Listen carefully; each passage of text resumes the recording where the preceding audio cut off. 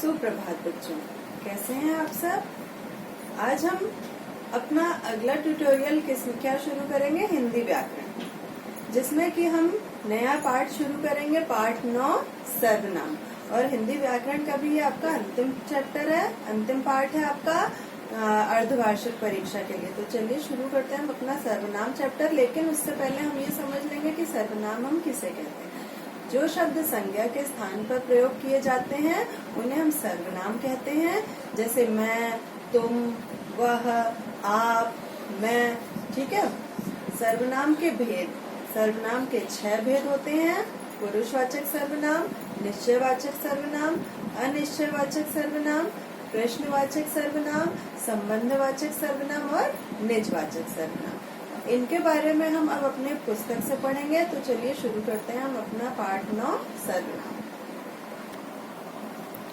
पाठ 9 सर्वनाम। पूजा सुबह तैयार होकर विद्यालय जा रही थी, तभी माँ ने पुकारा, पूजा, आज पूजा के लिए किताबें अवश्य ले आना। कल से विद्यालय में पढ़ाई होगी, पूजा किताबों के बिना कैसे पढ़ोगी। क्या पूजा को प्रथम नहीं आना है? पूजा, मेरी बात ध्यान से सुन रही हो ना। यहाँ पर आपने देखा कि माँ और बेटी के बीच संवाद चल रहा है। बार बार यहाँ पूजा संज्ञा शब्द का प्रयोग हो रहा है। पूजा संज्ञा शब्द है क्योंकि वो एक नाम है ना, जो सुनने या देखने में ही अटपटा नहीं लग रहा है, बल्कि अर्थ को भी बदल रहा है। इसलिए अगर हम इसे ऐसे लिखें, पूजा सुबह तैयार होकर विद्यालय जा रही थी, तभी माँ ने पुकारा, पूजा, आज अपने लिए किताबें अवश्य ले लेना। कल से विद्यालय में पढ़ाई शुरू हो जाएगी। वह किताबों के बिना कैसे पढ़ेगी। क्या उसे प्रथम नहीं आना है। पूजा, तुम मेरी बात ध्यान से सुन रही हो ना। अब आपने देखा, बात पूरी तरह स्पष्ट और सार्थक हो उठी है। मतलब इसमें क्या बताया गया है कि जहाँ पे बार बार पूजा शब्द का प्रयोग हो रहा है, वहाँ पे हम सर्वनाम शब्दों का प्रयोग करके अगर बोलेंगे तो वो ज्यादा स्पष्ट वाक्य लगेगा। ठीक है। अब देखिए इसकी परिभाषा। संज्ञा शब्दों के स्थान पर जिन शब्दों का प्रयोग किया जाता है वे सर्वनाम कहलाते हैं। सर्वनाम के भेद। सर्वनाम के निम्नलिखित 6 भेद होते हैं। पुरुषवाचक सर्वनाम, निश्चयवाचक सर्वनाम, अनिश्चयवाचक सर्वनाम, संबंधवाचक सर्वनाम, प्रश्नवाचक सर्वनाम, निजवाचक सर्वनाम। देखिए अब यहाँ पे आपको पुरुषवाचक सर्वनाम पिक्चर के द्वारा, चित्र के द्वारा समझाया जा रहा है कि जो उत्तम पुरुष होता है वो मैं, मतलब जो बोल रहा है। ठीक है। मध्यम पुरुष होता है तुम, मतलब जो सुन रहे हो। और हम दोनों जिसके बारे में बात कर रहे हैं वो होगा अन्य पुरुष। ठीक है। जिन सर्वनामों का प्रयोग बोलने या लिखने वाला अपने लिए करता है उन्हें उत्तम पुरुषवाचक सर्वनाम कहते हैं। इसका एक वचन रूप मैं और बहुवचन रूप हम होते हैं। जैसे पुरुषवाचक सर्वनाम, देखिए जो सर्वनाम शब्द बोलने वाले को हम वक्ता बोलते हैं। सुनने वाले को क्या कहा जाता है, श्रोता। या अन्य, जो वहाँ नहीं है, के बारे में प्रयोग किए जाते हैं उन्हें पुरुषवाचक सर्वनाम कहते हैं। इसी आधार पर पुरुषवाचक सर्वनाम के पुनः 3 भेद किए जाते हैं। पुनः मीन्स फिर से, ये तो है ही सर्वनाम का भेद, अब पुरुषवाचक सर्वनाम के भी भेद किए जा रहे हैं। तो 3 भेद किए गए हैं। पहला उत्तम पुरुष, दूसरा मध्यम पुरुष, तीसरा अन्य पुरुष। पहला है उत्तम पुरुष। जिन सर्वनामों का प्रयोग बोलने या लिखने वाला अपने लिए करता है उन्हें उत्तम पुरुषवाचक सर्वनाम कहते हैं। इसका एक वचन रूप मैं और बहुवचन रूप हम होते हैं। जैसे मैं विद्यालय में पढ़ता हूँ, हम सब पढ़ने के लिए यहाँ आए हैं। मैं, मुझे, मैंने, हम सब, हम लोग, हमें आदि इसके रूप हैं। मतलब ये सब क्या हो जाएंगे? उत्तम पुरुषवाचक। अब है मध्यम पुरुषवाचक।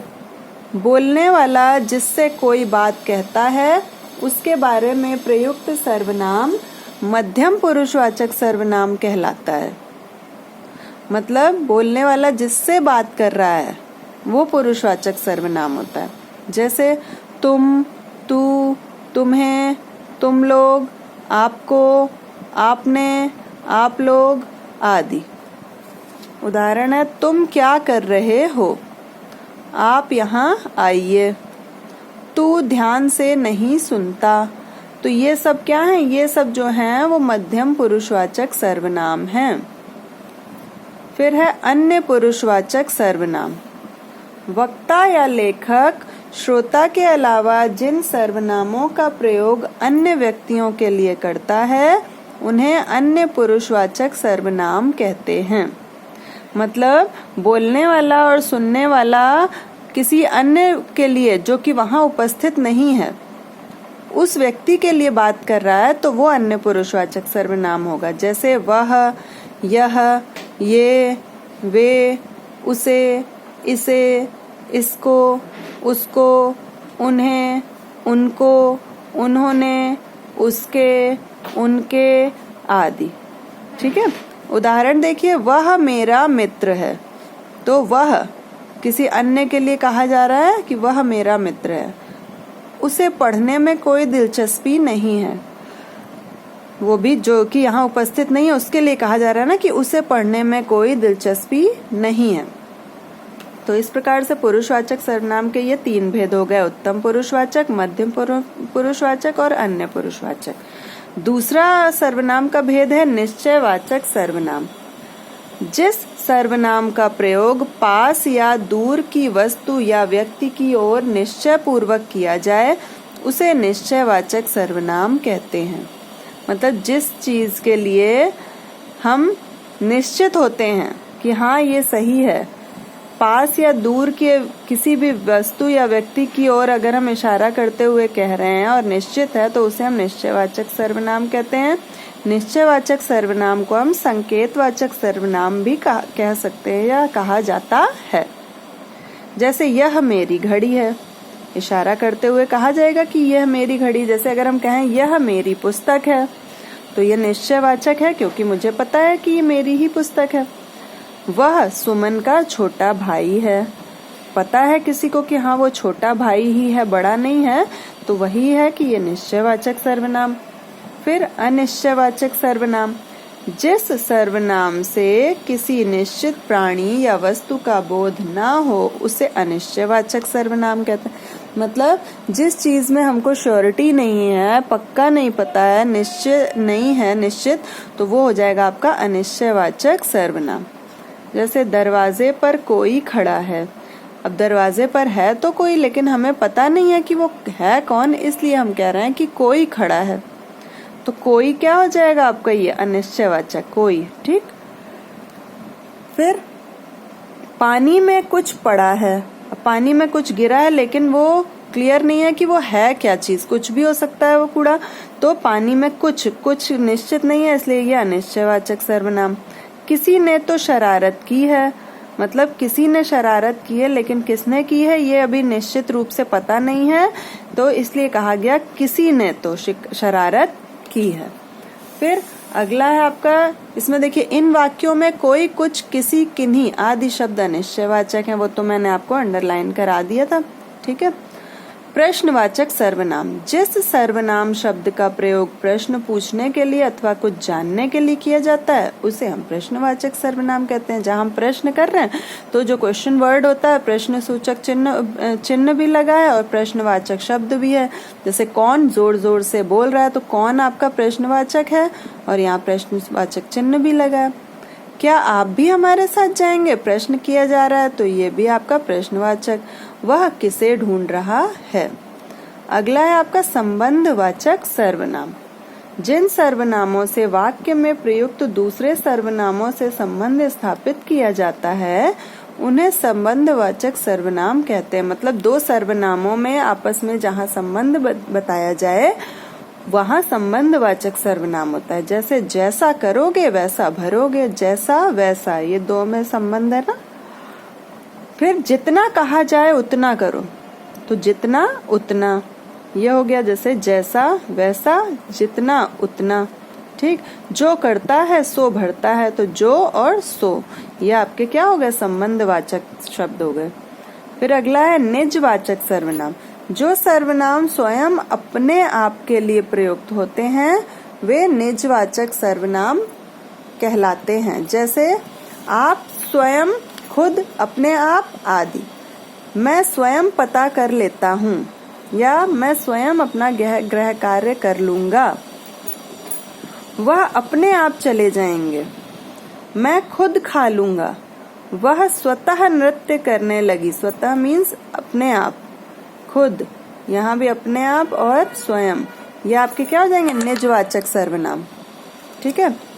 फिर है सर्वनाम के संबंध में कुछ महत्वपूर्ण तथ्य।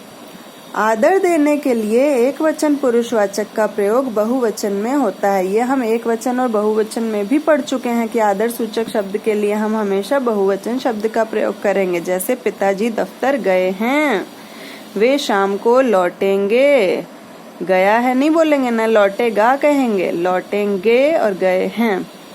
पुरुषवाचक, अनिश्चयवाचक तथा निजवाचक सर्वनामों में नाम देने के लिए ही या ई जोड़ दिया जाता है। जैसे वे ही, मैं ही, तुम ही, हम ही, वही, यही आदि।